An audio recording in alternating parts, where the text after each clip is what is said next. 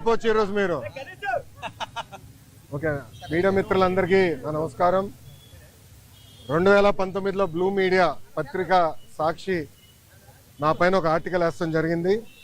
దాంట్లో ప్రధానంగా నేను మంత్రిగా ఉన్నప్పుడు విశాఖపట్నానికి అనేక సార్లు వచ్చాను. లాంజ్లో నా పైన దాదాపు 25 లక్షల రూపాయలు ఆనాటి తెలుగుదేశం పార్టీ ప్రభుత్వం ఖర్చు పెట్టిందనే వార్త వేస్తాం జరిగింది. అప్పుడే నేను లీగల్ నోటీస్ కూడా జారీ చేశాను.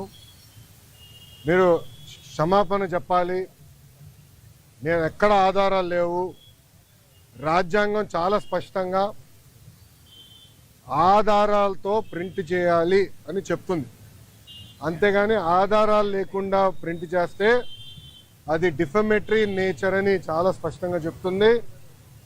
మీరు ఎట్టి పరిస్థితుల్లో రిజైండర్ ప్రింట్ చేయండి అని ఆనాటి సాక్షి కానివ్వండి, అదేవిధంగా దేశవ్యాప్తంగా ప్రింట్ అయ్యే ప్రతి వారం ప్రింట్ అయ్యే మ్యాగజైన్ ద వీక్ కూడా మనం నోటీసులు జారీ చేస్తాం జరిగింది.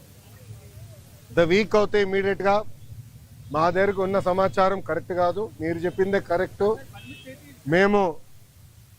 మేము రిజైండర్ ప్రింట్ చేస్తామని వాళ్ళు చాలా స్పష్టంగా ప్రింట్ చేస్తాం జరిగింది. కానీ బ్లూ మీడియా గురించి మీకు బాగా తెలుసు. తప్పుడు వార్త పదే పదే రాసి అది నిజం చేయాలని ప్రయత్నిస్తుంది. అదే రీతిలో వాళ్ళు ముందరికెళ్తున్నారు. అందుకే నేను గత 5 సంవత్సరాలుగా న్యాయ పోరాటం నేను చేస్తున్నా. ఇది 4వ వాయిదా. ఎన్నిసార్లే నేను వస్తాను, ఎందుకంటే నిజం నా వైపు ఉంది. గతంలో కూడా మీకు చెప్పాను.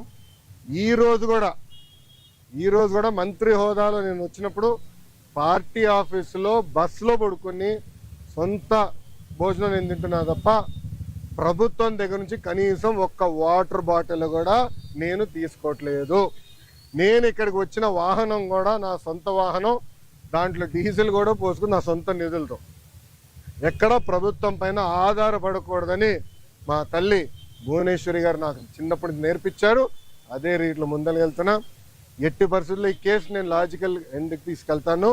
ఎన్నిసార్లు వాయిదాలు వేసినా నాకు ఇబ్బంది లేదు, ఎన్నిసార్లు రమ్మన్నా నాకు ఎలాంటి మొహమాటం లేదు. ఎందుకంటే నేను తప్పు చేయలేదు. నిజం గెలిచడానికి కొంచెం ఆలస్యమైనా నిజం గెలుస్తుందని బలంగా నమ్మే వ్యక్తిని.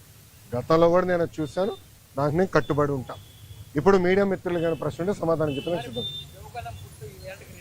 అవును సార్.